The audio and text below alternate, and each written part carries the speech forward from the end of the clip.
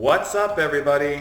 It's me again. Sorry I've been away for a little bit. It's been a heck of a couple last weeks. I think it's been almost like 2.5 weeks since I've checked in with you guys. I really apologize. It's just work and trying to establish myself in a new state. I mean, I still haven't even hung my my artwork on my walls yet. So lots of different things are happening right now, but I wanted to make sure to bring to do a progress video, and I'll stand up and I'll show you what I'm doing right now or how I'm looking or whatever comparatively. Forgive my non-iron shirt. I just kind of got this shirt sent to me. So with that being said, welcome to That BS Guy, your one-stop shop for everything bariatric surgery related. And today we're going to be talking about progress and food. Progress and food. Some of the things, the top two things that always get asked, like, what am I eating? What are you doing? How far along are you? All of these fun things. So, first and foremost, let's get to the stats, because I know that's really where everybody likes to hear first. So, I started my highest weight at 378 pounds, and then I had after my pre-operation diet, my operation weight was 363 pounds. Now, to put that in perspective, I'm 6'1", and so I came in at the time of surgery right under 50 BMI. So I was like 49.9, which is cool, but I mean, it's still really, really hefty. My weight to date now, I think this is like, I have to do the math, week 31, 32, something like that. But to put it in perspective, I had my surgery April 6, 2019. So April, May, June, July, August, September, October, November. So, and we're a little bit past that. So 5, 6, 7. So 7.5-ish months since the actual surgery date. So not bad. And my last weigh in, so according to the same scale I've been using from day one, I am at 226 pounds. That's right, 226 pounds. That means I am 20 pounds away from my goal weight.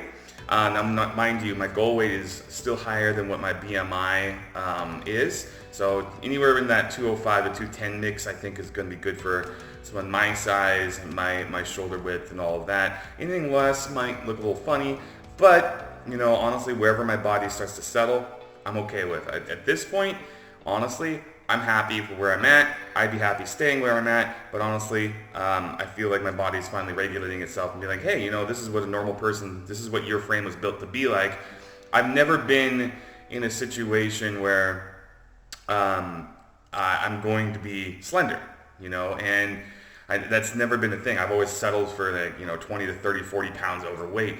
In fact, anybody who's ever known me has only seen me in that kind of weight bracket, like a thicker weight bracket. And there's nothing wrong with being a thicker person. I want to make sure to point that out. But I also am getting a lot of questions from my friends who say, well, when are you going to stop?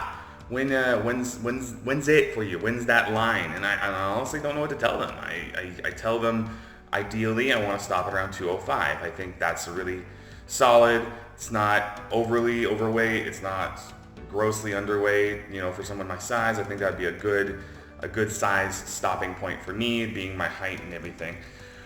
But once again, this is one of those mental things where you never know where your body's going to really do it. And this mental image that I have has always led me to believe that I'm meant to be thicker, and that may not be the case anymore.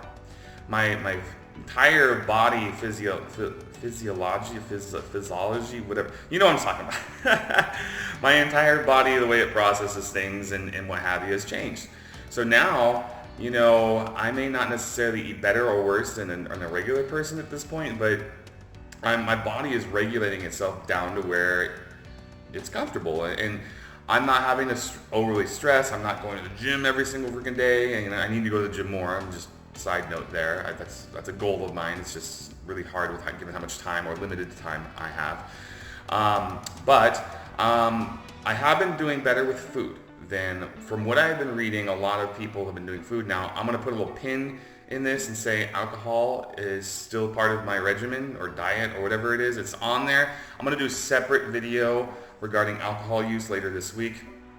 Because I do get that question a lot, and you know, obviously it's unhealthy. So full disclosure, you shouldn't drink alcohol, period. You know, but the thing is that you're gonna make some mistakes here and there, and honestly, you know, you're gonna do things the way they need to be done. And for me, you know, I've still managed to drink alcohol within the parameters of my diet, and I'll get to that in another video. So.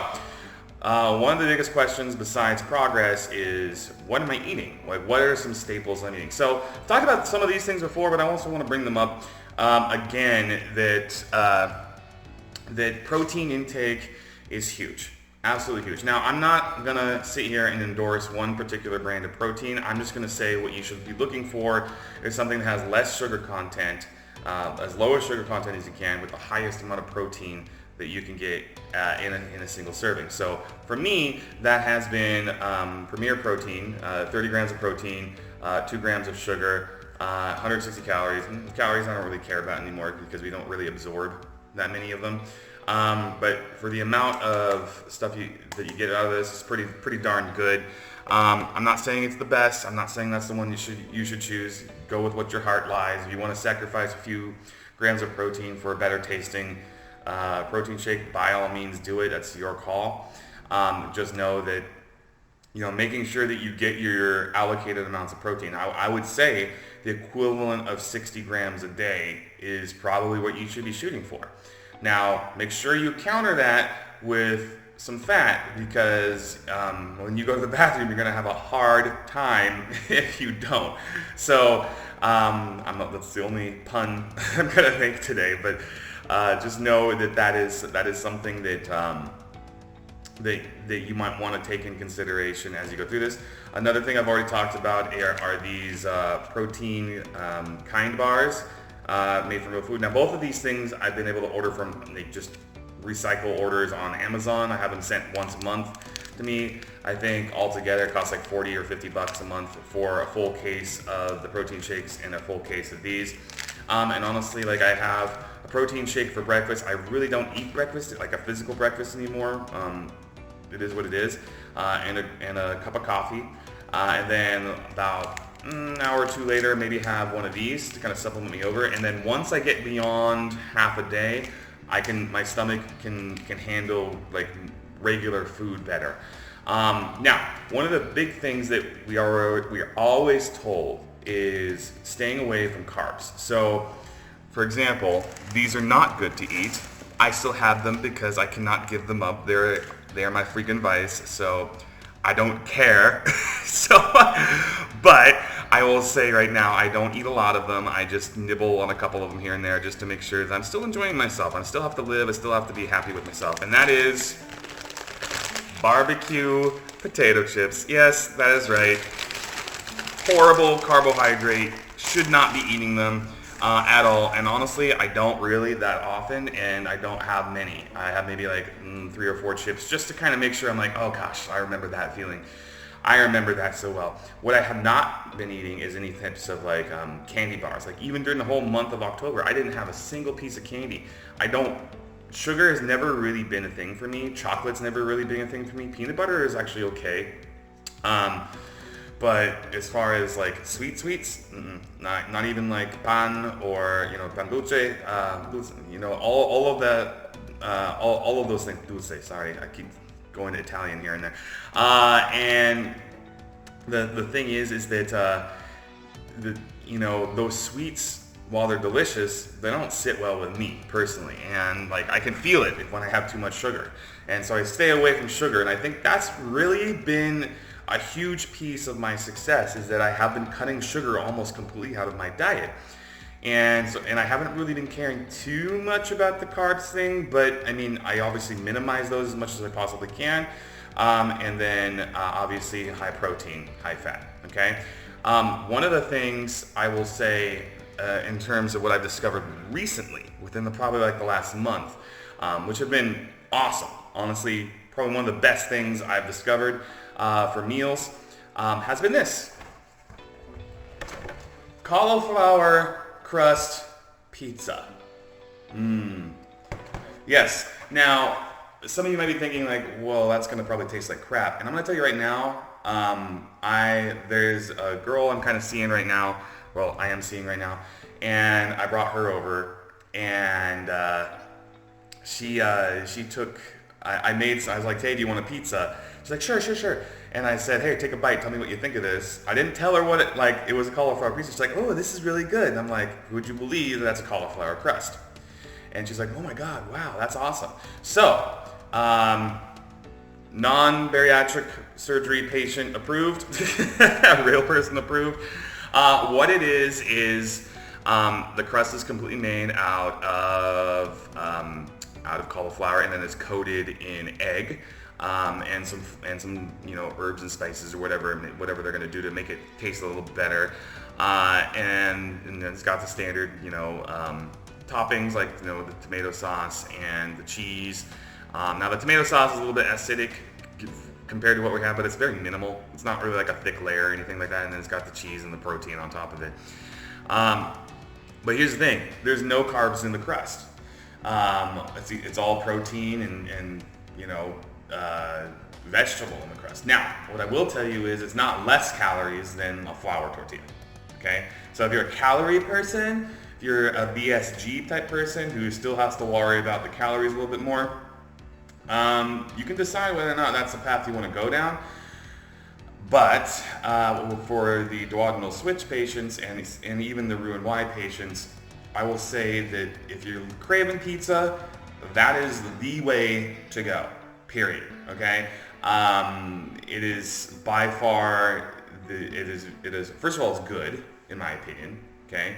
And then number two, it takes out the carbs in that, and so you're not feeling that bloated feeling afterwards, or that sometimes I had one slice of pizza, regular slice of pizza prior, and it made me feel almost sick, honestly, with all the dough and everything. So I really like these now. Yes, I mean, it's one of those things you have to make at home.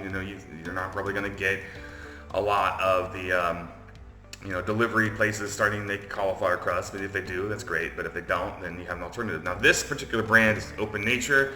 Their California Pizza Kitchen also has a brand of cauliflower crusted pizza. I do find that these are very popular right now, and that if you see them in stock, hoard up, because the next time you go, there may not be any pepperonis, or there may not be any supremes, there may not be any vegetables. There may be just get there.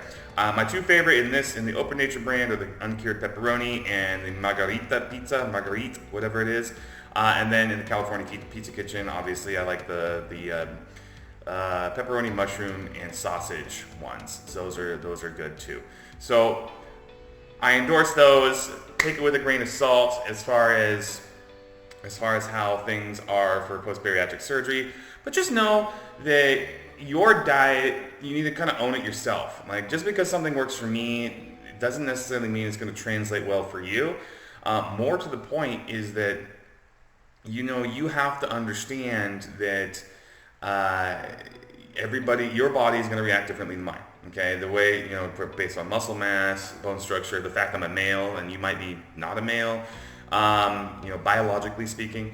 And so just know that there's a lot of factors that go into this. Now, how is it kind of transforming my body? Well, I can tell you right now, so I'm going to scoot back so you can see. I'm going to talk a little louder, so sorry about the echo. I'm sorry about my painting, or that it's not still on the ground there. But I am now solidly into size large shirts, okay? And I'll try and put my side-by-side picture over here again, just so you can kind of see what I'm talking about here. So you can see that there is some slender stuff underneath here. This is actually a medium undershirt, and these are actually still my size 36 pants, but I probably can maybe go down to a size 34 at this point, depending. So once again, solidly large shirt, medium undershirt, and what's nice is, look at that Look at that lack of belly hang. That is nice. That is a nice slopage coming down there. And I can't be more appreciative of how the progress is working, and some of the comments I get. It is tremendous. So once again, thank you so much for watching. If you have not already liked and subscribed, please go ahead and hit that like button down below, and hit that subscribe button as well, so you can get notified of all future videos that come out. Two other big things I always mention at the end of my videos is if you are looking for the ability to do your surgery out of country, or if you don't have insurance that covers bariatric surgery and you're looking for medical tourism options, I have a partnership with Mexico Bariatric Center.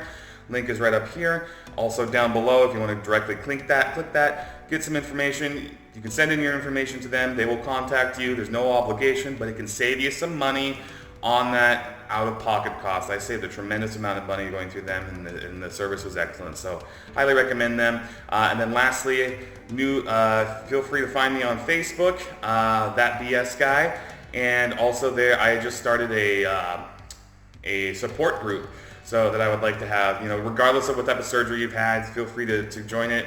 Just request to join it, and I will approve it. I'll be looking for some future moderators and some other people that might have some questions and things about that for your surgeries, but highly recommend you join the community so we can all talk about it together. And then lastly, if you're not following me on Twitter, go ahead and do that as well. I know it's a lot of stuff. I'm sorry. I do not have an Instagram. I don't think I'm going to ever have an Instagram. I'm sorry, but I mean, that seems to be a question sometimes here and there. But I want to just thank you so much again for watching and putting up for my spotty video upload schedule right now, but I promise I'm going to force myself to do some more. I got some good content. I already have these videos planned out. It's just a matter of sitting down and having time to do them. So thank you so much for watching, and I will see you in the next video. Have a great one, guys. Bye-bye.